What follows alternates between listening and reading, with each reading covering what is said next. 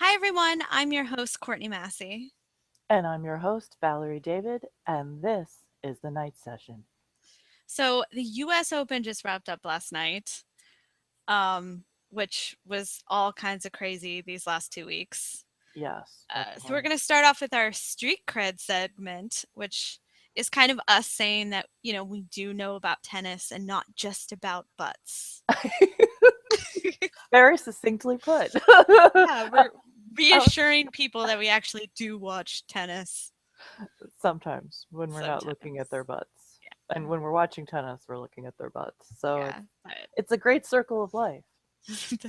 I would start singing right now, but none of you want that. Trust me. All right. So, Valerie, I wonder if you've kind of recuperated from last night. Are you still crying into wine uh, or yeah. whiskey? I think you said last Yeah, night. whiskey. I drink the hard stuff. I don't mess around with that wine crap. This yeah, I thought it'd be good to start with this so it would make me laugh because the juxtaposition of this photo is just awesome. Plus, Nole does look very excited in many ways. It's funny. I actually had a non tennis fan who is a friend of mine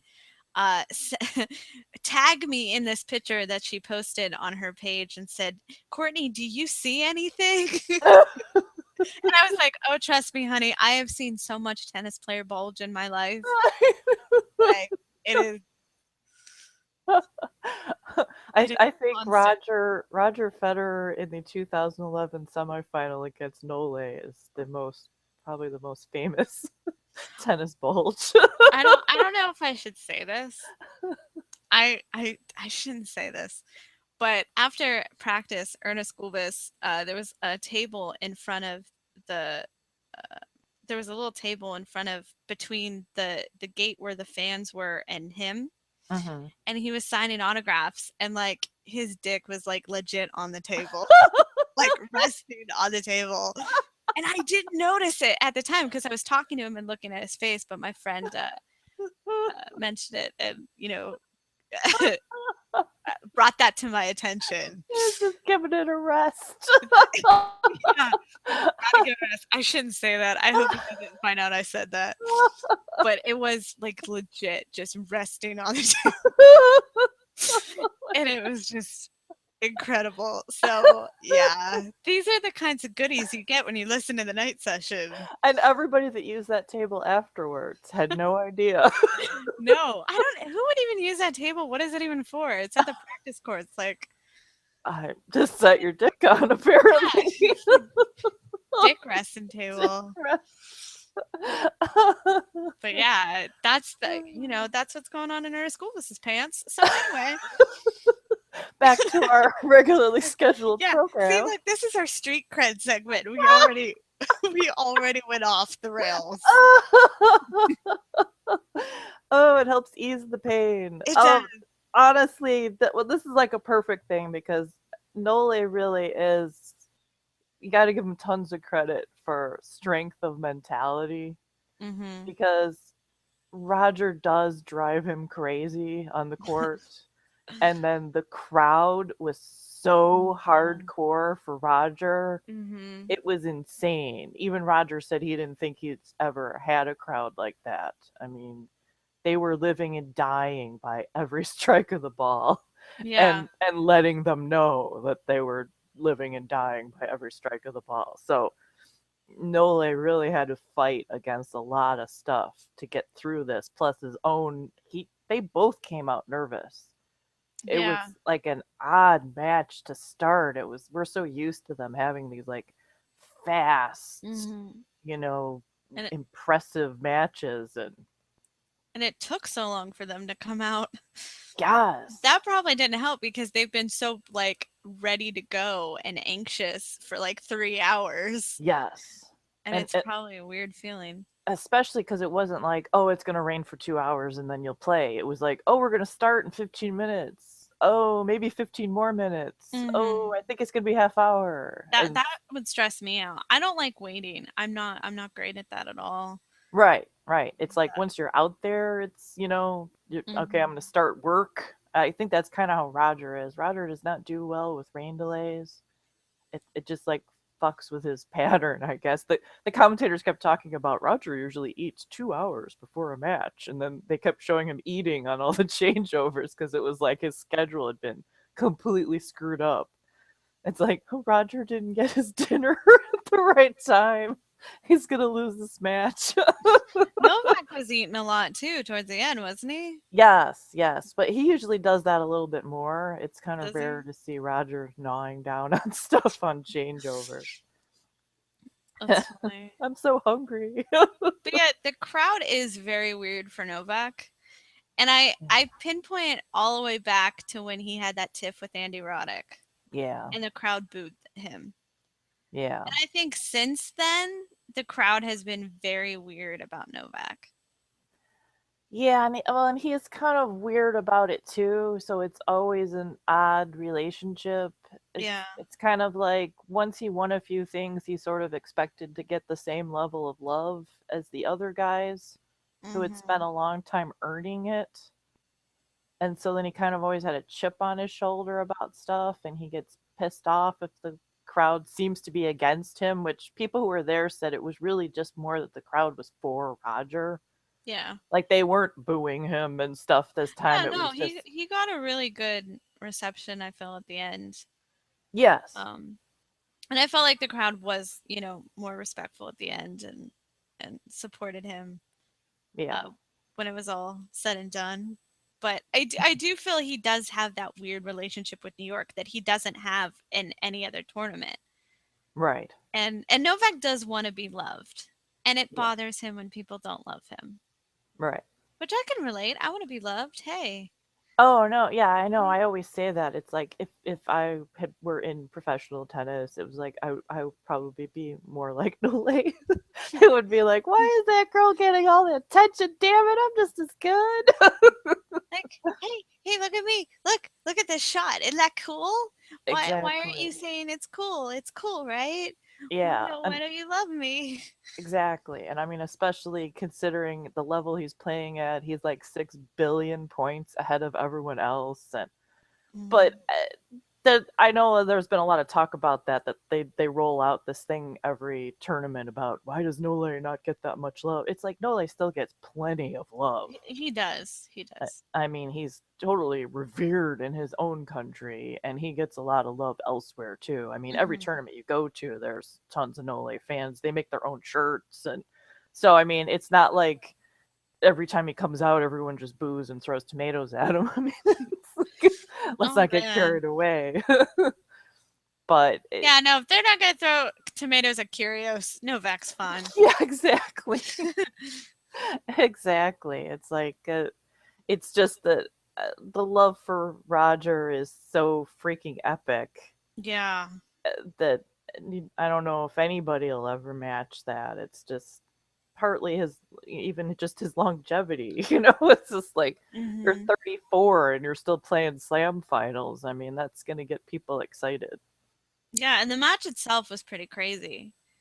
Yeah. Especially towards the end, where I wondered if I kept asking if Valerie's husband needed to give her CPR because of the break chances and like I was dying. Well, you know what? We can move along in the tabs, and then we can kind of go through some of the. Oh yeah. This was the thing that happened early that I like about died when it actually happened, because this doesn't even quite show like when you're watching it live. He hit hard.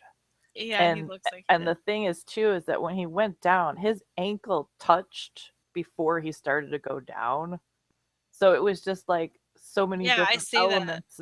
So many different elements of pain. Which that really hurts when you do that, because I've done that so many times just walking. Like I've rolled my ankles so many times, and that hurts. And he was in like running mode, and like that shit hurts, you guys. Yeah. And like he went down, and it's, you know what? I actually didn't see this live because I came in late, and then my TV went out due to rain. So I actually missed some of the match, and I saw the gif of this, and I went, holy crap. Yeah. Although part of me did kind of want to laugh after I knew. Like, I knew he was all right. So, like, part of me wanted to laugh because I'm mean and laugh when people fall. But no, it did look, I felt really bad. And I don't want him to get, like, that would suck if he got hurt, like, just then and there. Yeah, yeah.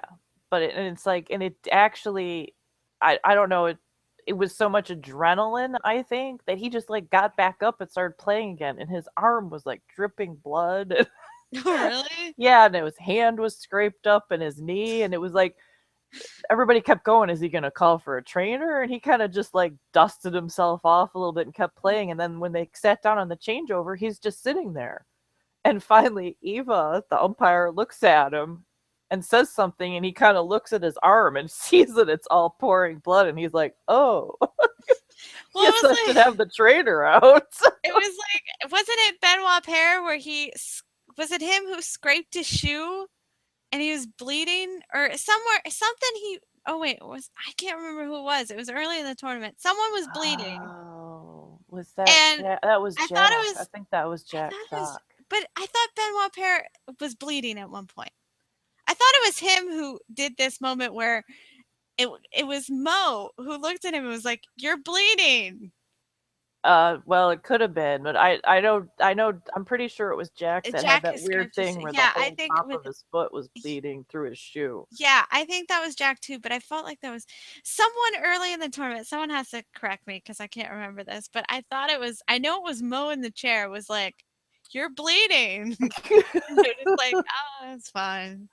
Yeah, it's possible. And it's luckily with Nole it wasn't that like deep. I mean, he Yeah. did take a good layer of skin off, but it was mostly just a scrape, but you know that has to sting. Yeah. But it really I think it affected him for like one game, and then that was pretty much it. So Mhm. all the Fed fans who were like, "Nole fell, maybe maybe he'll be knocked unconscious for 2 games and Gosh. we can take this set." Oh no. That did not happen. That So did, I'm sorry. you can go to the next tab because that's a big part of the match. Oh my gosh. Okay. Oh, this is you just you switched them around. Okay, never mind. What did I? Hold on. What's this one? Oh, okay. This No, one. we kept it as Novak was one section and then went to Rafa. Oh, that was You know the what? whole Here's the thing. thing, people. I want to tell you what we do. I set the tabs up on my laptop, and then before we record, we go through, and I tell her to tell me what order she wants them in. And then I said before we record, "Are you okay with all how everything is?" Because she keeps calling me out, saying I put them in the wrong order. And she tells me. Because we go, "Oh, that's good," and then you like start sliding them around, and I'm like, "I think that's in the right place. I don't know." She's no, she tells me this stuff because I was like, "Oh, we're gonna keep Novak together, right?" Yes. No, I She don't just says remember yes. that. I All was right, thinking about butts. I don't know. whatever. We're gonna fight anyways. All right, we'll go to Roger. Here you We're go. going to Roger. Go on. So this was the story of the match. Roger got so many break points that he did not convert that people just started like falling apart, including Roger. I mean, he had to be screaming in his own head. It was just Yeah. actually he screamed out loud at one point. He said some bad words to himself. Oh. It was just ridiculous. He was you could see the point being set up. He would do these miracle shots, and it was like angled volleys and leaping backhand smashes, and he'd run up to the net for the forehand kill shot, arguably the easiest shot in this 20 shot rally he had just been in, and he'd hit it like 3 feet long. And then everyone would scream and die. And it happened several times. It's like some break points, it's like, Nole hits an ace. There's nothing you can do about it. Mm-hmm. Sometimes things just don't go your way. You're playing Nole. He's an awesome player. So it's just like shit happens sometimes. But he was like 3 of 25 or something. I mean, it was, for a player of his caliber, it's like his one big weakness. Yeah. So, And also, go I ahead. felt really weird that I felt like I was the only tennis fan that didn't know what saber meant. Oh, yeah, you and Chrissy. Yeah, I tweeted about it because like everybody's tweeting it, the commentators are saying it, and I'm like, I don't know what that means. I yeah, it was I knew what they were referring to, but I had no idea what it actually like what the letters stood for. Apparently, yeah, apparently it meant sneak attack by Federer. By Roger. Roger, Yeah. sorry. Yeah. And yeah, and I thought it was something far more technical than that. And that was Jamie Hampton tweeted, and she said, "I thought it meant short ass backhand return." That's amazing. And then like a couple days ago, Chrissy was on ESPN and she says, I have to be honest with you. I didn't know what saber meant. You guys all kept talking about it and I didn't know what it meant. And she was like, so please explain it to the people out there who haven't been watching all this time and don't know what you're talking about. And then it was Jason at Hurley Tennis tweeted that Chrissy's saber is staring at beautiful Roger. Because she loves him. Yeah. I wish that she were on the broadcast in this final because we needed someone there to angst with us because we did not have a voice. But yeah, Roger in his press conference he said, "Of course, there's a letdown and disappointment that I couldn't push it to 5-all in the fourth." He goes, "And then who knows what happens? I should never have been down in the first place, 2-1 and 5-2. That was a bummer there." That was a bummer. Oh, shucks. Oh, shucks. Oh, shucks. I shouldn't have been there. The journo who tweeted it was like, "I don't think I've ever heard Roger use bummer before." I was like, well, this is a bummer, dude. extreme occasion. But yeah, Roger was pretty peeved at himself. It was pretty much every question in the press conference was, "It was my fault. I lost because of my mistakes. Yes, I know I didn't convert 2,892 break points." So in a way, it's a good thing because it's like him being pissed at himself means he still cares and he's going to try to fix it. So yeah, definitely. And he did. Go ahead.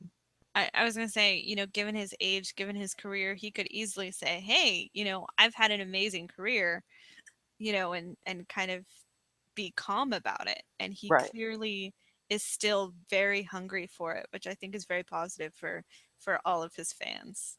Yes. Since some of them were saying that they were afraid he was going to pull a Pennetta and retire at the end.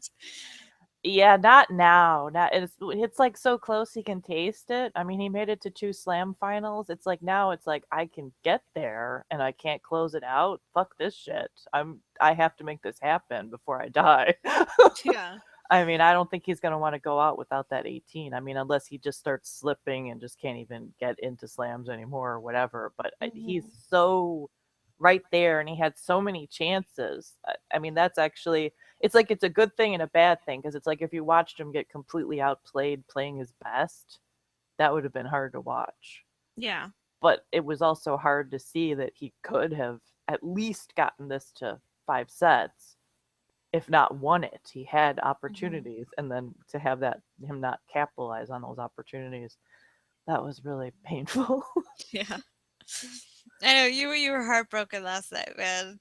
Yeah, that was. It was weird because I guess because I had my little premonition before Wimbledon. I guess that's why I wasn't quite as crushed when he lost that one, and plus I felt like he hadn't been feeling like he could beat Nole, but this one he was so much more confident.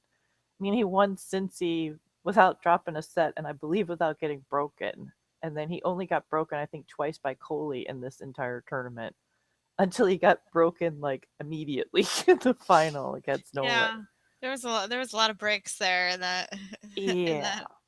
Yeah. So this one was and especially because there was, I mean, Roger was in it, especially in the like second, third set. In the third set there was a point where I was like he was making like miracle shots and he was looking like himself because he was pretty awkward at the start of the match. Mhm. And he started to, after he won that second set, he started kind of flying freer. And I'm like, he's going to do this. He can make it. And like, as soon as I thought that, everything fell apart. Yeah, I always when I watch Ernest Gulbis, I always go like there's a point where I go, "Oh, he's not going to come back from this. He's not going to do it." Because then sometimes he'll come back from that. So Right. sometimes negative thoughts somehow help you. Yeah. It doesn't really, but we tell it ourselves it does. Yeah, you try to send those like positive vibes, and when you're like, sending them, thoughts of you can do this, you're the best, you're Roger fucking Federer, and you're thinking that maybe that'll work.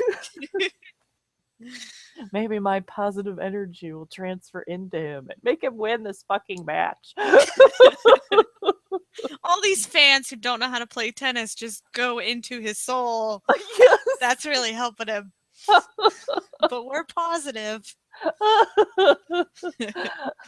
Serve inside the box, Roger. That's all I can tell you. We should make a tennis version of Inside Out. The Pixar movie where there's fans just in their head during the match. Yeah, the angry fans. Like commentators like McEnroe is like there's one really outlandish one that Yeah, and there is always the depressed fan that's like whatever Roger does, they go, "Oh, he's gonna lose. yeah, Oh, that was the worst shot he ever made. Oh, Yeah. this is all over." Yeah. Exactly. Oh, that would be really cute though. I have all these ideas. Every episode I come up with an idea that I want to do and I have no resources. I need to start a Kickstarter. There you I go. can like do all these videos and all these things. Right, that's right. Okay, so you can go So, back to your all right, creepy can we go to Nole the video. okay. Anybody who watched ESPN would have saw this video. I don't even know. I didn't watch the whole thing, I'm going to be honest. I I was I was on my laptop watching the match and I hear the end and it was just a whisper saying give Novak, give. And it was like this really creepy ass whisper and like I was like what the hell is that? Like that's terrifying. And the funny thing is I don't know if anybody remembers the Whisper song by the Ying Yang Twins. Where it was like, Oh, I hey, don't little think mama, so. let me whisper in your ear. I got something that you'd like to hear. And like the whole song is just them whispering, like, wait till you see my dick. And it's like the creepiest song. Like I always thought it was really creepy. And that's exactly what I thought of. So I don't know if that's really what ESPN was going for. And we're back to the dick. I'm sorry, but that's what it reminded me of because it was just give Novak, give. I don't want to whisper because I want the mic to pick it up, but it was just this really creepy whisper. I believe it was Kevin Spacey because he Was did it? their full promo that they did with the start with, building the drama and all that, and that was narrated by Kevin Spacey. And I think this might have been the same, and he's definitely good at being creepy and sort of sexually twisted. Give Novak, give. It just reminded me of like, wait do you see my dick? And it was really funny, like everybody that heard it seemed to have not caught the whole segment. So it was like, just like making a sandwich. Give Novak, and everybody's going, wow! I was on my laptop, but I don't know what I was doing. I was typing or something, and all of a sudden I hear, give Novak, and I'm like, what the hell? Like a horror movie. Like you hear it, and you're gonna die in 24 hours. Like,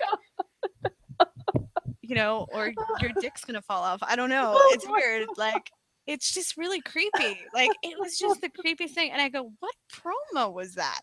Like, what was that for? Like, give what? What are you saying? And who's he giving it to? Yeah, like what? Should I be afraid? Yeah, it was just this weird. It was very weird. And I was like, I don't know what ESPN was going for. I don't know who signed off on that. And I'm like, did they listen to it? And I don't think anybody watched the whole thing. Because when you said this to me, I went directly to the end to confirm what I heard originally. And I was like, what is that? That's awful. But there was one other promo that ESPN did. It was like a US Open / New York City promo. And it says, no one's getting kissed on both cheeks here. I thought that was funny. Like it had that like tough word, New Yorkers. Yeah. You ain't getting kissed here. Like I'm just gonna get a kick in the ass. yeah, like we're New Yorkers. I can't do a New York accent. Oh no. Clearly, I don't know what this is, but Right up there with my sexy serial killer voice. Oh no. But From New York. from New York. I wish I could sing the Alicia Keys song in that accent. There you go. But I'm not. Don't worry. I won't. We have don't singing have to. later in the program. You have Oh to. yeah, we do. We save do. that. All right. So we also have Roberta Vinci, who I think everybody fell in love with this week. Yes, totally. She's amazing. I actually missed this interview, so you're gonna take it from here. Yeah, I wanted to talk about the Serena upset was the big discussion in this tournament, and after the Rafa upset and Maria Sharapova withdrawing and several other unbelievable things that happened. But yeah, they made a huge hyping deal about the Serena Venus match, which pretty much anybody who had any sense knew Venus wasn't going to win. You know, I know that some people were saying they thought Serena even spotted her sister that second set, which I kind of feel that way too. I don't know, but it ended up where it's like that Serena really didn't have that much trouble there. A lot of people said it was a good match. I saw some of it, but no one expected the Serena Roberta Vinci match to be no one. The big challenge. And and what were the odds of her winning the Open? Like 300 some to 1. 300 to 1 of her winning that match against Serena. Oh, I thought it was her winning the Open like in I think it was in because they told her both. it in this interview, which was after the semi. Oh, okay. Because they mentioned it later on. 301. Yeah, they kept mentioning it to her and Pennetta about how unbelievable it was that they got to the final and how outrageous and how rude. It was like, oh my gosh. I'm like, hello, this is our career. Like, we've been doing this. Like, give us some credit, man. Yeah, exactly. Poor things. And Roberta played amazing tennis. I mean, it was absolutely incredible what she was doing. Serena said I believe she played out of her mind, and she did. And that was in this interview. She said that she just kept telling herself, just get the ball in court and run. Just get the ball in court and run. And run and get in the court. And she's like waving her arms around, and they asked her what her thoughts were on this win, and she went it's just like she just had nothing. She was just like overwhelmed. They said, what did you think when you woke up this morning about what made you believe that you could win this match? And she went, no. No. She was so cute. She had so many cute reactions. Like, yes, she's just so excited and bubbly and like, yeah, she was, and so excited about winning. And it's like a lot of times it's like when the same people win matches, they're like so smooth in interviews, and they have all their practiced responses, and I just played my game and blah blah blah. And then you get somebody who this is like this miracle win for them, and they're all excited and they say all kinds of crazy shit. Holy shit! Yeah, exactly. They're just like, I freaking won. And they said, you apologized for winning this. And she says, well, yes, for the American people, for Serena, for tennis, but today is my day. So sorry, guys. So, but I said she played an incredible match. She just ran everywhere, and she had super touch, and she was digging stuff out of the ground, and it was pretty incredible. And she said her arms were shaking when she went to serve it out, and she was telling herself, your serve sucks and you're probably going to be broken here. Which I guess apparently removed the pressure from her, and yeah, whatever works, babe. Yeah. And Serena was really weird on the court too. She actually like almost became unhinged at one point. It was weird to watch. Everybody blamed Drake. I know. It was like, what the hell does that have to do with anything? It went 0 to 100 real quick. It did. It was like there were 1,000 tweets about it. Oh, Everybody hated him. Everybody's like, he's like enemy number one. Poor Drake. Like, He's like, what did I do? I don't know, man. So, but That was yes, so hilarious. Roberta was awesome. She's adorable. I guess we can moving right along. And here's Oh yeah. Flavia.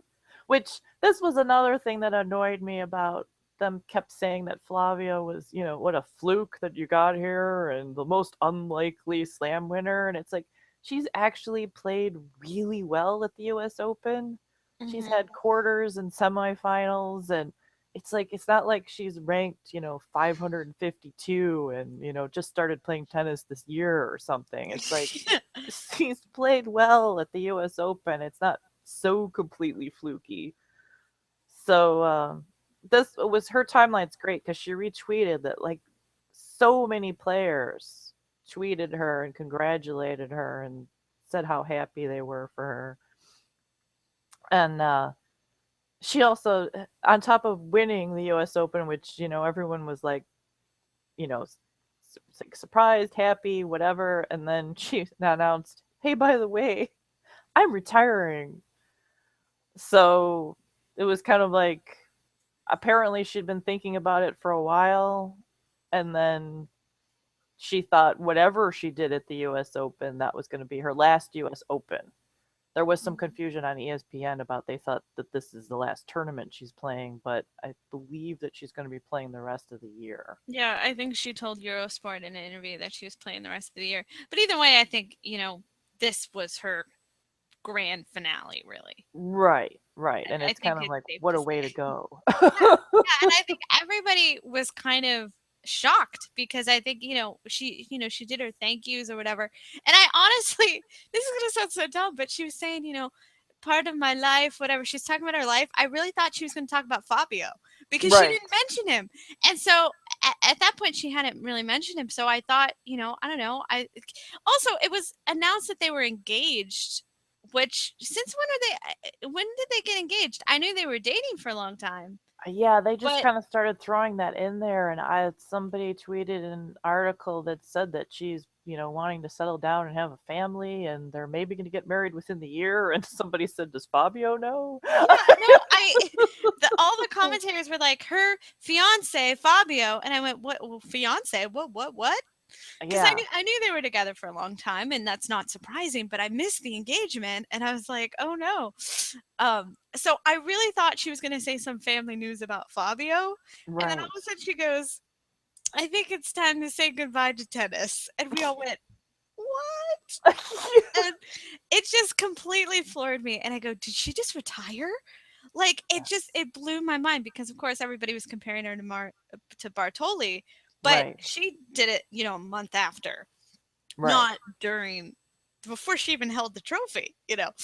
So right. it was amazing. And I think we were all a mix of shocked, sad, and happy for her because I think we were shocked that she did it, sad because obviously we're losing a great player and someone who's I think very well liked, Yes. and but happy for her because what a way to end.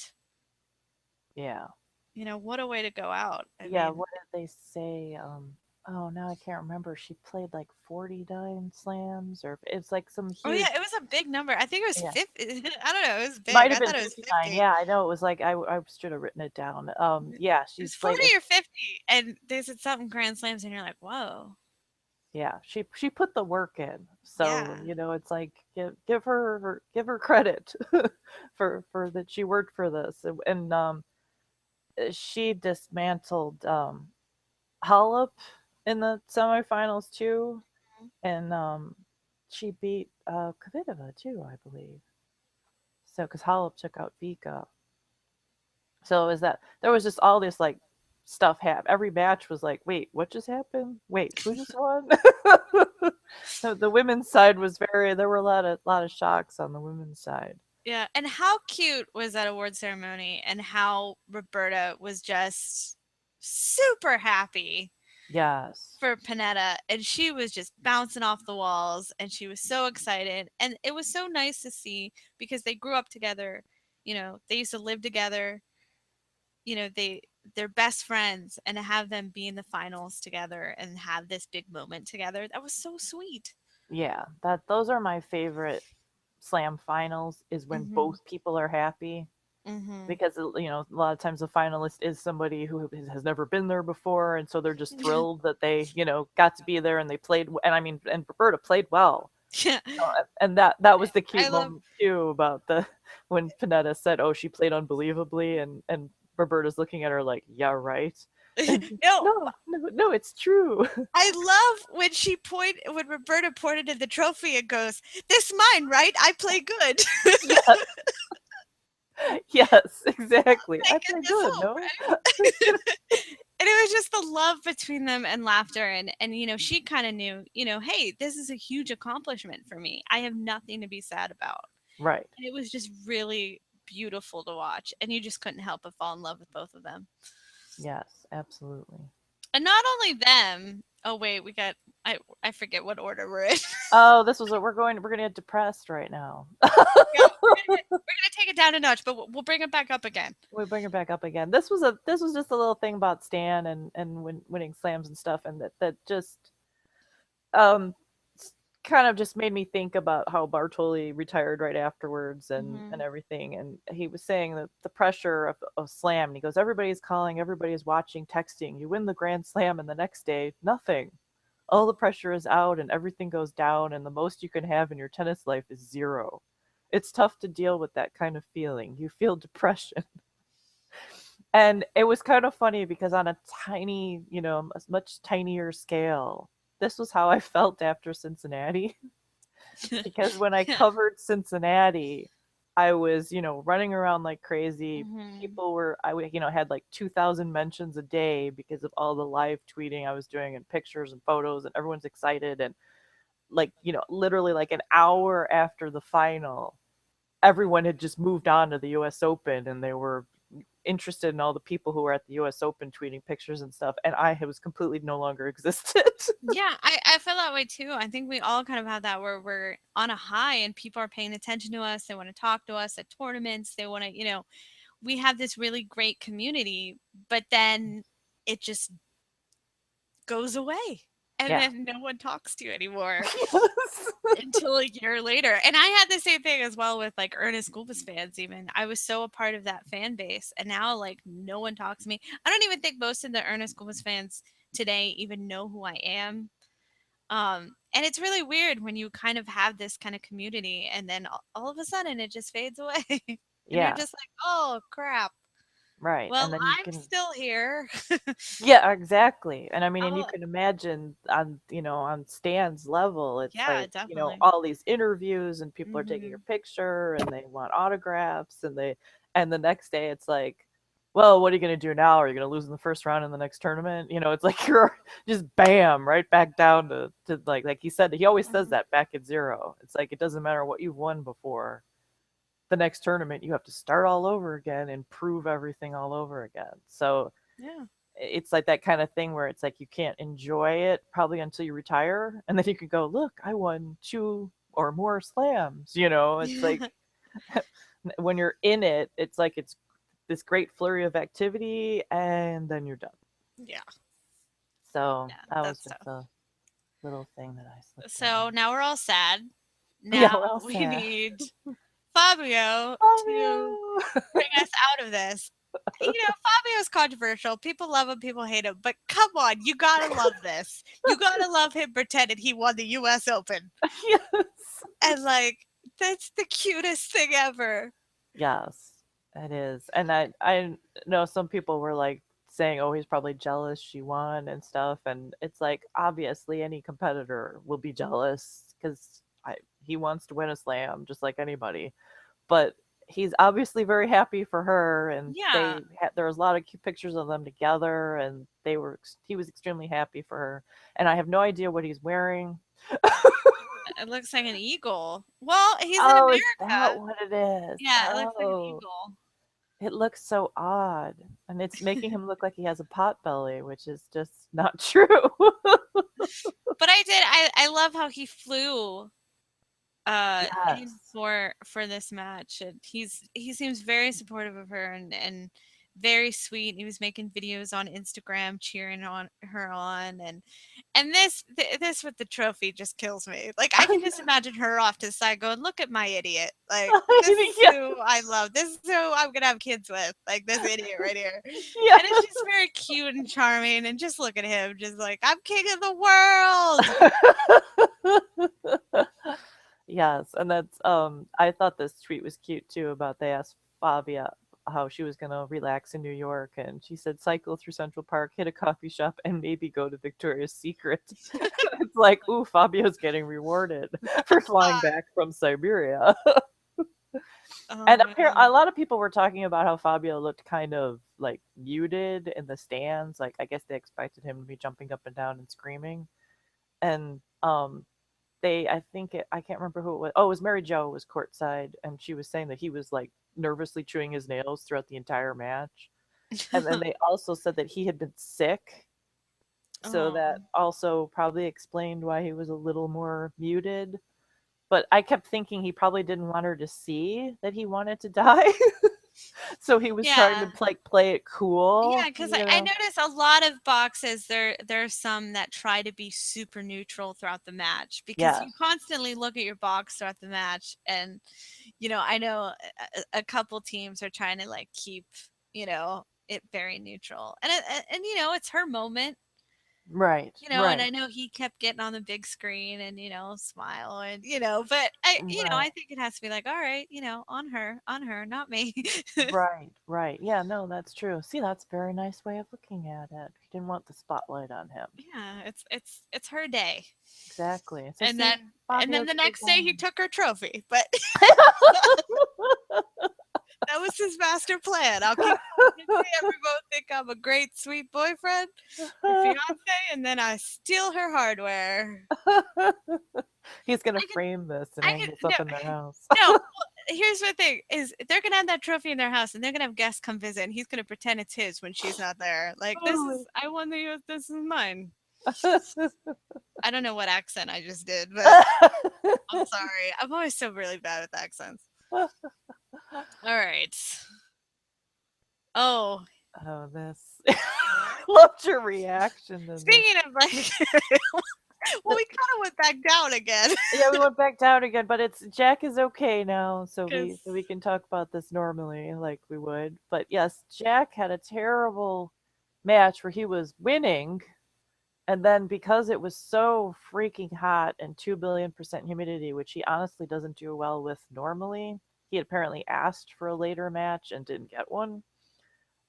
He pretty much like collapsed and literally passed out on court. So they had to run out and ice him all down, and he managed to get himself off court on his own power, but it was a very upsetting, sucky thing. yeah, And it's very scary when you see that. yeah, I mean, we had the famous Dancevic moment in the Australian Open where he said he saw Hmm. Snoopy on court Yeah. because he was hallucinating from the heat. So, I mean, that this brought out a lot of talk about why the men do not have the heat rule like the women do. Um, I think everybody should have a heat roll. yeah, I do not, especially in the ITF, which covers both tournaments. That it should be. Well, I think maybe USTA handles US Open, but it's like it should be universal. It's just Hmm. And the especially men men. get just as hot and they play longer. Yeah, that's what I'm saying. They're playing even longer. They're in the heat longer. I don't understand. I've always complained about the heat roll. Um it just seems crazy to me that you would risk it. Like Yeah, it's and sometimes that's all these players need is you just need that 10-minute break to just let Mhm. your heart rate come back down, cool down with ice towels, and because it's like if you just keep escalating it and never get to bring it back down, this is the kind of thing that happens. And so Mhm. I don't know why there's such stubbornness about it. It seems like it would just be an instantaneous thing that would be easy to implement. I don't know. Is it the matcha thing? Like we're men. Men. Yeah, that's what you would think it would be maybe, but it's like I've never heard a player argue against it. So it's like or is it the guys that are sitting in air conditioning have decided that they don't need the heat rule. Well, I think Federer has said a lot about how the heat's fine. Well, yeah, because he trains in Dubai because he Because can afford Mr. to. Cool, calm, never sweats. Yeah, never sweat. They just need more fitness. Whatever, Federer, you're a super freak. Like your body is not the same as normal people. Right. Like you are not normal. Like Yeah, he's a exactly. super being, and his body can take more. But mere mortals are dying on the court, and seeing Snoopy and Exactly. And it's like, and I mean, yeah, you can argue that, oh, maybe if you were a little fitter, it's like, but it's not like Jack Sock is not fit at all. It's not like he runs up a flight of stairs and passes out. I mean, the guy yeah, is and in good also shape. it's such a common thing that's been occurring. Like Right. what was it? Like 13 players at one point retired, not just for heat, but a The heat lot of them doesn't was. help. If you're already sick or whatever, Mhm. then it, Yeah, you but know, a lot of them was for heat and cramping conditions and things like that. And when you see such big numbers, I mean, come on, these aren't just a few guys that didn't train hard enough. right. These are, I think it's a serious issue, but what do I know? Yeah. And it's bad for the tournament because this was Yeah. supposed to be Jack Sock and Stan in the next round. And instead Stan plays Bummelmans, which no offense, Mr. Bummelmans. Oh no. But, there's a natural order to things There's a natural order to and things. Jack was winning. If Jack was losing anyway, then it wouldn't be as big of a deal, but it's hard to see a player go down when he was in a winning position, Mhm. for this. When it's like, well, you could have just had 10 minutes and he could have cooled down and maybe he would have been all right. Yeah. So, Did you see Kokkinakis' match? no, I do not believe I did. You did with Richard Gasquet, where he uh Kokkinakis was cramping so bad, and it started in one leg. I think by the end both legs were gone, Oh, and jeez. he was fighting it. And I think Mo was in the chair. I think it was, and they were kind of trying to get him to quit, because I think he was just pushing and pushing and pushing, and he was in so much pain, and he was taking so much time. And Richard Gasquet actually seemed to play slower, like getting his service ready and stuff. It seemed like Right, Gasquet was giving Kokkinakis that time, which right. was very, very sweet. And finally, Kokkinakis called it, and he busted his racket a bunch of times after, out of frustration, because he was Yeah, so mad. Like, he pushed himself to the absolute limit to stay in there. yeah. Yeah, and that's happened to Rishi too, so he knows what that's like. Yeah. So this was a good moment. The Kiki tweener. See, we take you down, we take you back up. Whee! She played amazing tennis in this match against Makarova. Actually, they both did. This was a really, really high quality match. There were a lot of good matches on the women's side this year, and this is the kind of tennis that fans of Mladenovic have been waiting for, and so it was really great to see it again. And then the next match, she had like nothing left, and it was a really Aw. bad, awful match. Aw, that's disappointing. Yeah, so it kind of sucked, but I mean, it was still really good tournament for her, and hopefully this will inspire her to keep doing well in singles and not just doubles, because it was like she kind of had like a big time where she was surging in singles and then she just went away, Hmm. and was just, you kind of see her pop up in doubles wins, but this was a really good tournament for her, and I said this was a great match, and the crowd just loved this match. They were going crazy. These girls were hitting all kinds of amazing shots. So bravo, Kiki.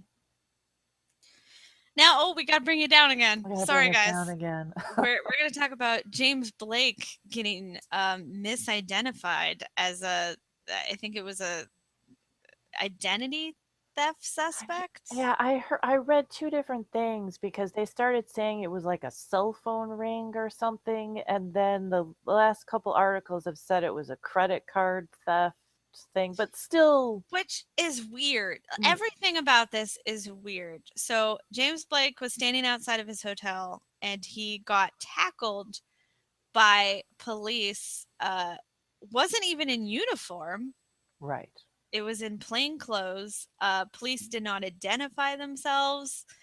Um, and it was really bad. And they, kind of threw him down on the ground, and um, it was pretty shocking to all of us, I think, especially people who know James Blake, who's such a well-mannered individual, and is someone that you could definitely just go up to and direct, and would not fight or resist whatsoever.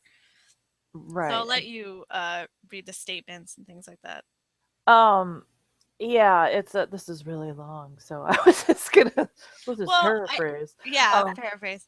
yeah, yeah, this is the I mean that this Michael has highlighted the things about the fact that the guy did not identify himself, and this shows you the different realm that Blake is living in, is that he said that he saw this guy rushing towards him and he thought maybe it was an old friend or a fan or something who wanted to hug him. Yeah, and he smiled at him. And also, but I would think as a celebrity that would be terrifying to see someone run up to you Right. And and so then that's slam you down on the ground. I would automatically assume this was like a crazy tennis right. fan person. Right. And then, so I mean, that shows you like how laid back and cool this guy is, that he smiles at somebody who Yes. then goes and tackles him to the ground and doesn't say anything. And Blake later said that he was actually, he of course at first then assumed, the guy's handcuffing him. This must be police. And so he said, well, I'm going to cooperate fully because he didn't want anything bad to happen to him. But then he said, then when they were like dragging him down the street, and they like took his wallet and his credit cards and stuff, and he said, did I just get scammed by someone that made me think they were police?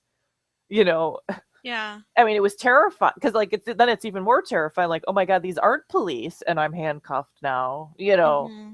So this whole thing was just so poorly handled, not identifying themselves. They wouldn't tell him anything, and this was for a non-violent criminal that they were looking for. Yeah, that's what, when you read about it, you're just like, why are you even tackling him in the first place? Like, it seemed like such an overreaction. And I follow true crime on a regular basis. So, Right. like, I understand if you're, following someone that's a danger and you feel that you have to take them out, whatever. Right. There's some leeway I will give you on that. But this was such a weird crime to even respond this way. Yeah. And And, the excessive force and just the not even being straightforward with what you're doing. That I find really scary. And I think that's such a common thing with police, where they act and they don't inform. And I think that's really terrifying. right. And I think that that's what this was a case of, where it was, because it's like there were five. I think there were five cops, so it's like there's no reason why they couldn't have all just moved in and Yeah. just grabbed him and said, we need to, ask you some questions, come with us or whatever. And, They they just didn't need booked to it. be dragged down to the ground. And Yeah. so it's like some, I said, like just a gung ho asshole who's like, I'm going to just, take this guy down and it's going to be my arrest. And, Yeah, and it then was on like top an of it, action movie. It was like the dude in yeah, one video where they took out the teenage girl and he was doing barrel rolls in the video. And it's like, why are you doing barrel rolls? This isn't a movie, you jackass. You're chasing after teenagers right. that are at a pool party not doing anything. Like, there's such a weird, like, cop movie mentality. Yes. Yes. And I think It's that like, that's what it was, it's is such just a division between real life and Hollywood. right. And so I probably go to the next tab. That he's James Blake's kind of now found himself becoming like a spokesman for these kinds of things, especially because this particular police officer had five other complaints against him and he still had a job. So, Blake's been saying, I got a call from the mayor and the police commissioner, but what about these other 5 people? And what Mm-hmm. about all of these incidents that aren't reported? Because this one wasn't either. They tried to cover it up. Yeah. So, pardon me. Um, he's decided, with some encouragement from his wife, because she said, think about if this had happened to me, how would you feel? And he said, he thought about his wife just walking down the street, minding her own business and getting tackled and humiliated and scared and, and being an innocent person. And so they're apparently trying to move forward and get together and talk about having a better relationship with police. Because what I do like is he's said over and over again that the majority of police officers, serve and protect and do things the right way. But there's this scary minority that are, hurting people and nothing's being done about it. Mm-hmm. So um it's pretty good that he's been willing to do this, because you can see that he's not incredibly comfortable, with the public forum and stuff, but he feels like these are things that need to be addressed. Yeah, and it's kind of controversial, you know what I mean? Because you don't want to come off like you're attacking law enforcement. Right. At the same time, you have to respect the law and respect the people that you're protecting. And, you know, when you're not doing your job, when you're doing it wrong, they need to be dealt with, just like any other job. Right.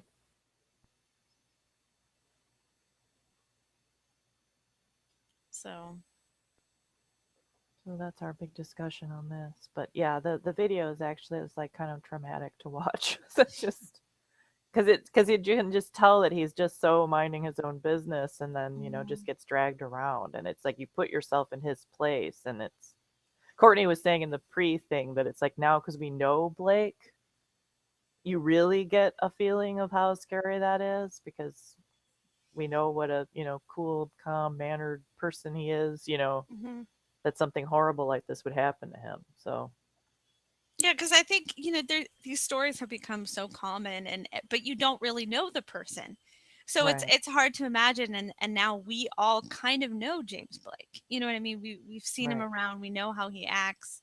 So to think of him being tackled that way, and something that we know could have been settled peacefully, right, um, it's shocking. It's scary. It's eye opening. right. So we're gonna bring it up again. We're gonna bring it up We're again. gonna bring it up again. I'm gonna pass this over to Valerie because she created this and it's my favorite thing ever. Aussie, Aussie, Aussie, oi, oi, vey. Aussie, Aussie, Aussie, oi, oi, vey. Like it's my favorite thing, and I just want it to be a real thing. Like I'm so proud of this segment.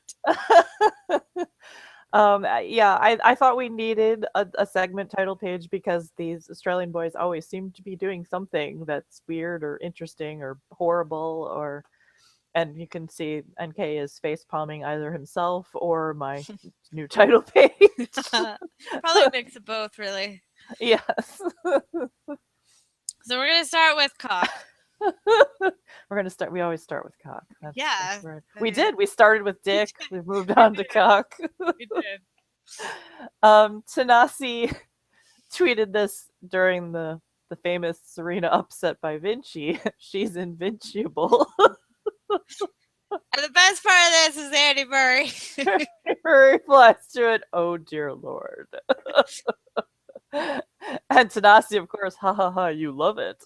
We do love it. Like I love cheesy jokes. Yeah, You can tell. I love puns. So that's awesome. I'm all I for it. love that Tanasi's, paying attention to the match going on. A lot of times it'll be the women's match and it'll be some big awesome match, and all the male players will be tweeting about football or something. It's so infuriating, because a lot of the women will tweet stuff about the men's matches, and then when it doesn't happen in reverse, I get very peeved. So this was a really bad joke, but I loved it. I loved it. And I love Andy. We're Awesome. going, oh, dear Oh Lord. dear Lord. He's Because a Andy nut. is always just immediately all over Thanasi's tweets, so He is. He is all over that cock. he is all over the cock. All over it.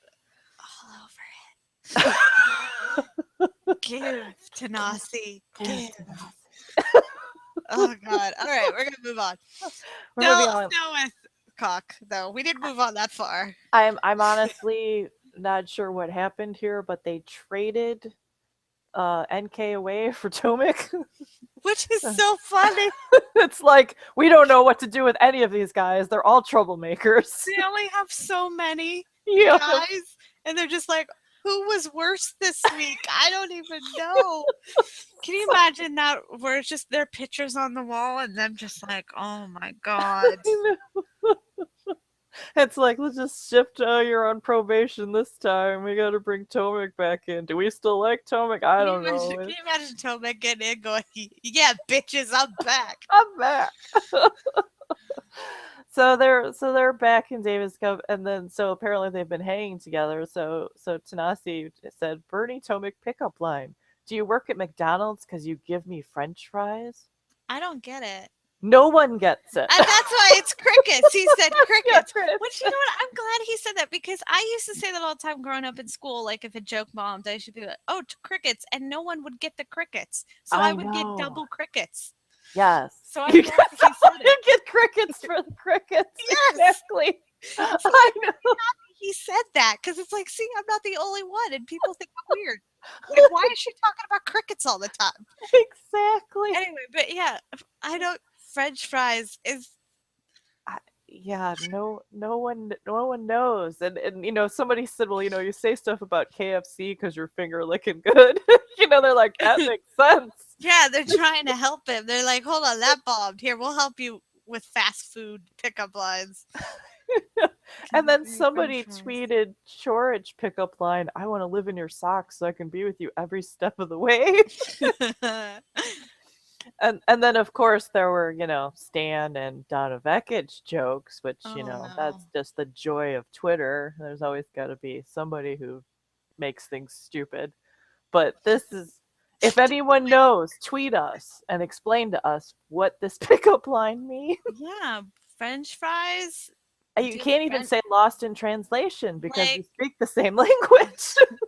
Do you work at McDonald's because you give me French fries? Like, are you trying to talk about your penis? Like, is that? I don't know. Is it connected with French kissing? No one knows. I don't get. He doesn't get it. And if he doesn't get it, he was there. He was in the room. Like, he's not. Tomic isn't getting it. I think that's the problem. Tomic isn't getting any. That would because then the girls are just gonna be like, "What the hell did he just say?" Like, does he want French fries? Does he want me to buy him French fries? Is it just like because you give me joy? Because French fries are a just awesome thing. Do you work at McDonald's because you give me joy and I like French fries? Maybe we should have looked up French fries in the Urban Dictionary or something. Maybe there's some weird Wouldn't it be scary if it's like this weird sex thing?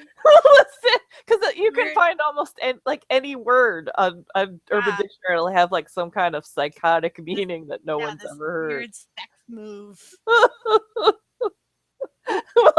We'll get back to you on that. I'll show up with French fries. They'll be like, no, that's not what I meant. We're like, do we still get to eat the French fries? Anyway, oh boy.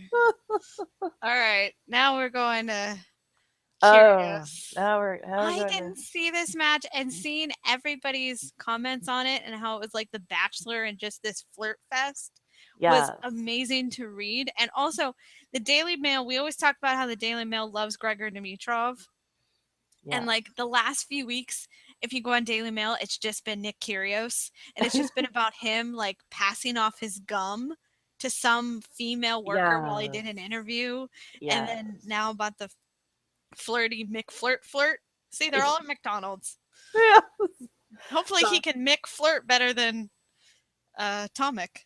Yes. So this article is by Brian Phillips at Grantland, and I have to read you this long passage because Go for it. it's awesome. He was talking about how amazing it was to be at this match, and that these two players are sometimes kind of like considered to be villains of the tour for sort of opposite reasons. Like she's Hmm. the cool elitist, and then he is the guy that's just, crass and destroying, elite tennis. So it's kind of this interesting article, but he said they spent the whole match cracking up, joking with the crowd, and projecting happiness pheromones into space. And Oh. and sure, you could make a case that this was disrespectful to Svitolina and Sidak, but it was kind of hard to even look at Svitolina and Sidak because Nick was slicing the ball into the net and Genie was teasing him about it, and it seemed like they were at least momentarily in love, and everyone in the stadium was a little bit in love, and it was a clear, cool night, and periodically a huge roar would come from the distant hulk of ash, where Serena Williams was coming back against Bethany Maddox Sands, and no one even minded missing that infinitely more important match, because this one was just such a nice thing to sit beside. Come tell me if this is real, I texted my friend Sylvia. So this man was obviously extremely moved. First of all, that is pure comedy, and whoever he needs an award for that because that is just brilliant writing.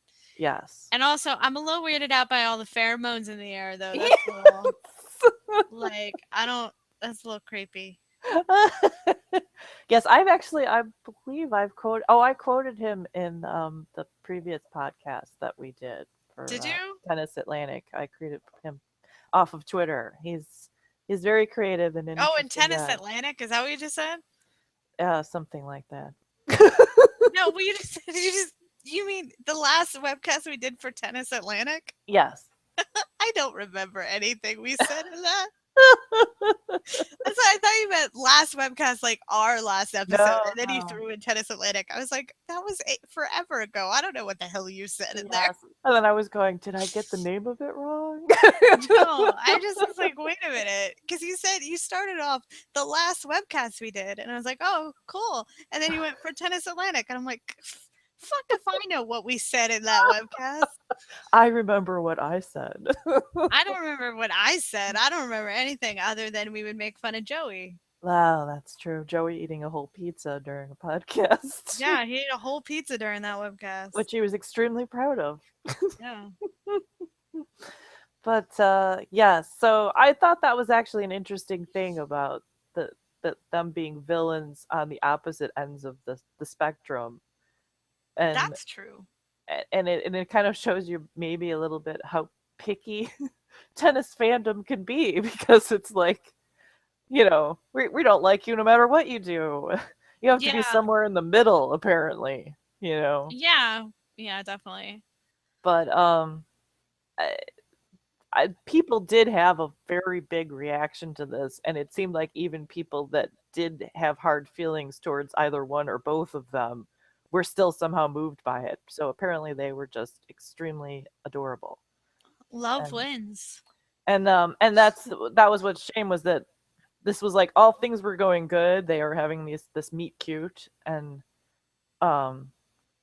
Genie was playing well again. Yeah, and then she got knocked out. Then she slipped and fell and on her way to the ice bath and got a rather serious concussion, because they showed her coming into the tournament the next day, because apparently it sounds like you have to be evaluated by the tournament physicians before you can withdraw. So she came in and had her hoodie up and she could barely walk in a straight line. They were actually like nudging her back and forth so that she could walk into the building. She had to come in and be evaluated. It's like, all I needed to see was that. And I'm like, she's not playing. Yeah. So I don't think we've really heard anything since. It was a, fairly serious concussion. And then there was some talk about how she was there, with a late match, and they had turned the lights out and had just mopped the floor. So it's almost like lawsuit territory, because it's like, yeah, let's shine up the floor and then turn the lights out when there's still a player here. So it was just really colossally bad luck. I mean, it's bad enough to fall on the court and hurt yourself, but to, I can't play at the US Open anymore because I fell in the shower is pretty horrible, and especially because, I mean, she was hurt pretty bad. Yeah. So we're hoping that she's fine and gets well soon and Yeah, definitely. comes back. Because we definitely need more of this NK love going on. Yeah, more of this. This might be good for both of them, like Yeah, it could elevate be. Elevate their likability Exactly. by flirting with each other. I don't know what Well, that says about us, where we're like, oh, it's our own little rom-com we created. Exactly. But Well, Jack she's Sock and the Vasek Pospisil had the same. true, like, but she's on this side of the tracks, he's on the other. Yeah. They come together on court, and then pheromones and shit, and like they can play and Uptown Girl when they come out. Yes. Mindy Kaling's gonna pop up as the witty best friend. There you go. I love Vince this. Vaughn will be his best friend. Oh God. I think we're past. That's the wrong generation, woman. Oh no, he's still doing those movies. That's the scary part. Oh God. He could be his creepy older father going, give and give. Oh my God. His crazy ass brother, just like. There you go. Oh man. See, we need to start this movie. Kickstarter. Give us your money so we can make this shit. All right. Oh, now it's Insta Goodness. This is kind of our quick speed round. Little mentions, little things. We're gonna start with. All right, we're gonna have to explain this one. Martina Hingis. All right, this picture, when you see it small, it looks like they're both straddling.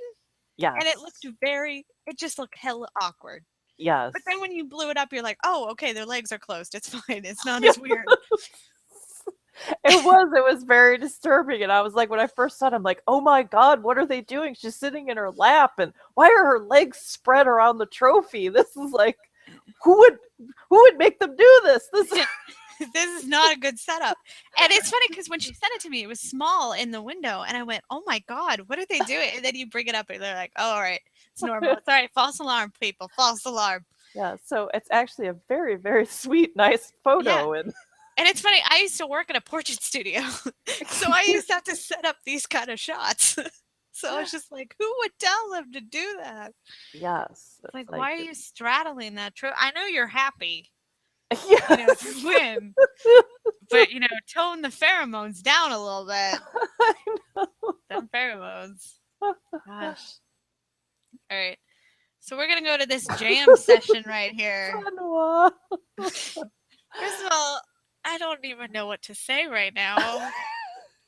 Like his face. I know, his little light tapping. And when you listen to it, it's a very kind of like strangled, monotone version of they had them sing their national anthems. There's one with Berdick too that is almost as awkward, and especially because they're both so tall with these long legs and tiny little bongo drums. The tiny little bongos in their crotch area. Yes. Hit your bongos, Benoît. Hit your bongos. Just playing my balls. Nothing to see here. Singing the national anthem. Not weird at all. I mean, he's adorable. It's absolutely precious. But it is like the background, like everything is just so odd about this. I know. And I believe it's from Game Set Mott's. I believe that's what I was told about this little gem. Yeah, because I asked you because I had no idea. Yeah, so Mats Wielander is apparently a strange dude. And yeah, it's awesome. He's my favorite dude apparently now. Yes. And then we have more Benoît. Because, okay, I picked this photo. I didn't tell her why. Does it not look like he's walking an invisible dog or escorting like a child? Like, it looks like there should be something next to him. Don't see. That's where a little Kiki is walking next to him. Yes, exactly. Because his angle and he's looking down like there's nothing to look at. Well, it looks like there's an invisible something there. That's actually perfect for Benoît because the man is crazy. So I could see him pretending to have a dog. Yeah, that's like walking down the street talking to it. Dog in Europe and we just can't see it. And see, when I looked at this photo, I looked at his ass. Yeah. I was like, "Ooh, what a nice picture! Let's talk about I it." looked past the ass and thought, I feel like there's something that was photoshopped out. Like, I felt like it wasn't a complete photo. And I had to mention it because I'm like, what is he doing? What pose? Like, and first of all, he has super long, skinny model legs. Yes. Yes. And if you can look at the comments. What a great ass. That wasn't me, by the way, but I heartily agree with them. It wasn't either of us. They beat us to it, dang it. Yeah, you're right. He is like a model. Look at those legs, like fresh off the runway. Yeah, he's skinny, but he's kind of like nicely shaped. No, he's all tight and firm Yeah. and walking imaginary animals. I don't know. Weird. Tight, firm, and slightly crazy. We're getting sexy again. All We're bringing right. sexy back. By the way, did everybody see Justin Timberlake and Jimmy Fallon crush it at the U.S. Open? It was so dancing awesome. as single ladies. Yes. I love them. They're my favorite duo. Like, I just want them to do everything together all the time. Yes. I want them to have a show. I want them just 24/7, just them together. There you go. Sorry, I had to mention that. All right, so in the tunnel, who's in the tunnel tonight, Valerie? Cute French boys. Nico Mahut and Pierre-Hugues Herbert won the men's doubles U.S. Open title and then straddled each other. Like, the last photo is my favorite, where they're just like getting on top of each other. It's just like, my turn next. So adorable because this happened to Federer and Wawrinka at the Olympics, where they want to climb on top of each other and then they realize how bad that looks on television. And so Pierre kind of just did a push-up over Nico. But it didn't help. It didn't help. No, and then pulled him up into an embrace standing up because he realized that this was not going to look good. But they wanted to roll around on the ground together. The desire was there. They wanted it. Let it happen. And I love the one, if you scroll back up, this one above that, where the Murray and Piers, who did not win, are staring at them like angrily, and they're just staring at each other like they just love each other so much. And this is their wedding day. Yes. It's like this beautiful, intimate moment. I love you. No, I love you more. And they were so sweet to each other in their speeches, and the match was great. They both played amazing. Pierre has come a long way. When they were first playing doubles, everyone would hit the ball to Pierre because he would get nervous and miss it. So they've done a lot of work together, and Pierre really won this match for Nico because in the final game, they broke for it, and Nico hit a return. And Pierre was like talking to him beforehand, which was funny because Nico's kind of the guy in charge. He makes all the game plans and stuff, and Pierre just nods and smiles and goes, does what he's told. And but before this return on match point, Pierre was talking to him, and you could tell it was like, you can do this, you're awesome, you're amazing. He was like real earnest, and Nico was like freaking out, and he hit the return as hard as he could, and it just shanked like off into the stands. And so they had one match point left, and the last match point was brilliant. It was just that ricocheting, volleying back and forth from both teams. It was amazing stuff. And Pierre hit the winning shot down between them, and then all of this wonderful stuff happened. So I love their bromance. It's been going for a while. Yes. And like their pictures on Twitter, and like they're just so lovely. Yes. Like, talk about French fries, huh? There you go. These are the French fries I want. They're kind of shaped like French fries.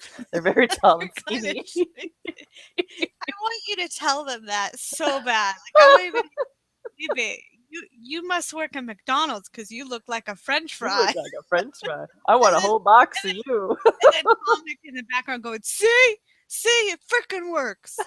I want French fries in my box. Oh man! In our tunnel, we got a lot of French fries. French fries in our tunnel. But and these are your pictures. You took some good ones in Cincy. All the shoes are nice.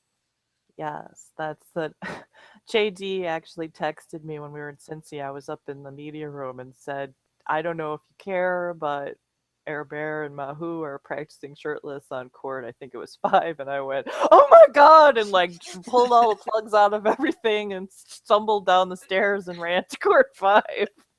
So that I can imagine you rolling down all those stairs. There's so many stairs to the media room, and like her just rolling down all of them. We need one of those bubbles, you know, those balls that you go into, so that we can just hurry up and get in it, and someone could push us down the stairs. There and we're you just go. like rolling out. It saves us so much time. There you go. I could hamster ball my way over there. Yeah, man. Yeah, so I knocked over like 12 people and got these lovely pictures of the boys who they are very skinny, but they are built very nicely. And I had a hard time picking photos because they look so nice from behind too. Yeah, if you have to go to her site, wherever where do you have these all posted? It's on on your website? InsideOut.com, yes. You should go because there's so many good ass shots. Like we've talked about this before. Like it looks like they're wearing underwear. It doesn't look like they're wearing like athletic shorts. Right. From behind, and it's just super just forming. like a memory foam mattress. It just forms to that tuchus. And it's a beautiful thing. And it is. And also for like really weird things, this show, if you haven't watched it yet, go to ATV World Tour Instagram and listen to this, because Pierre is singing and it's beautiful. It is. Like I want to cry. It's so beautiful. And like look at Mahut looking like he's so proud. I of, know. like, listen to him. Look how good this is, people. Look. He is very good, no? He's so proud.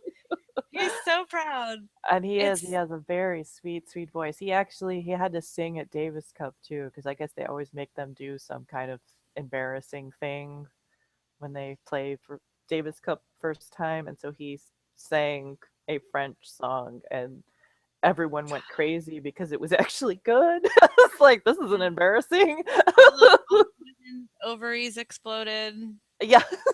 Because honestly, it's so dreamy, and he's gorgeous. I mean, he's a stunning guy, and like his voice is just, and then this guitar playing, it's just like he's kind of my heartthrob contender. We've talked about this a lot. Yes. But he's kind of like he's winning right now. Yeah, that's a bold statement, I think. But the voice and rolling around on the floor, I don't know. It just it got me right in the kukushkin. Oh, y'all heard callback. I like it. Y'all heard me. All right. Final thoughts. Ta-da. And our traditional weird sign-offs. Because we don't plan our sign-offs, so it's just like, let's see what happens. It's just pell-mell. This is the part where I sob uncontrollably for 15 minutes that Roger lost, and that's where this goes. Oh man. I don't know. You were emotional. You were not happy last night. I was like screaming that every point, and that's my poor husband has to listen to me going, Roger. It's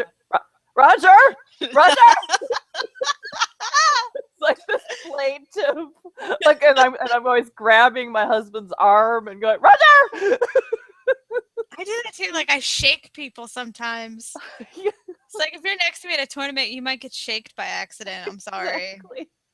I was just freaking out. It's like it's just crazy. I got so intense because everyone always, it's hard because like you get so upset by it, but it's like he did play some really incredible tennis. Yeah, they both did. The two guys, when they're together, they really do bring it. And it was a shame that a lot of this match was kind of awkward from nerves, but they really give it. They give it. We give it. Oh man. Tell us, Kevin Spacey. Tell us all about it. Kevin frickin' Spacey. The Creepmeister. There's some videos out there about him lurking backstage to see backstage in the tunnel for Roger. Which that role was taken over by Bradley Cooper this year. No, Gerard Butler. Oh, well, yeah, Fernole. Yeah, Bradley Gerard Cooper Butler. was for This is Fed. what I was going to mention is Gerard frickin' Butler frickin' was in Novak's box and had to get in on the celebration. Yeah. Like he was all up in there. He was trying to push people that were in front of him, try and get to Novak when he got up on the box and was just like, I gotta get in here. This is Sparta. I gotta get in here. And it's funny because I hate when they're not together because I the best moments were Bradley Cooper and Gerard Butler together at Wimbledon. Do you remember that? And all those gifs? Oh, that's right. And I'm mad that they weren't together. Yeah, what happened there? Well, they were on opposite sides of the So final, I guess. yeah, Bradley Cooper was with Federer, huh? Yeah. He was creeping in the Oh, tunnel. he hugged him so long. Roger was kind of like, dude, We're broing it out. you gotta let me go. Just give it. Just give it. And Bradley Cooper always looks a little glazed anyway. Like he's been having a good time. Yeah, he's such a bro. Yeah. Such a bro. And Roger's not a bro at all. He tries to be, but it's not there. He's the dorkmeister. Yeah. But he's cool on the court. Yeah. Yeah, So, he's a mutant. He doesn't sweat. Like something's wrong with him. He does have like these miracle outfits though that don't show that he's sweating too. Because a lot of times if you look more closely, he actually is. But it's No, I think he's a mutant. I think he's part of the X-Men. There's that too. That would explain a lot. Yeah, no, he's part of the X-Men. Like the Xavier School for tennis players. There you go. Dropping nerd cred right now. with much better hair though. Although that was the problem. The curls were just like a disaster last night. So that was I liked it. Too much humidity. I liked it. They're fine. But he lost, so obviously it had to be. I guess they're not fine. Blame the curls, the humidity, the hair. Yeah. He couldn't work like that. Couldn't work like that. His hair was wrong and just over. So, I think we're done. Yeah, I know. We're really bad at sign-offs, you guys. So all right, so follow me at Courtney Mania on Twitter, and you can follow Valerie at Tennis Inside Out. Yes. And yeah. And we'll be more articulate there, we promise, than our sign-offs are. Yeah. And we still talk about butts a lot. Yeah, definitely. So have a lovely day, and this has been the night session.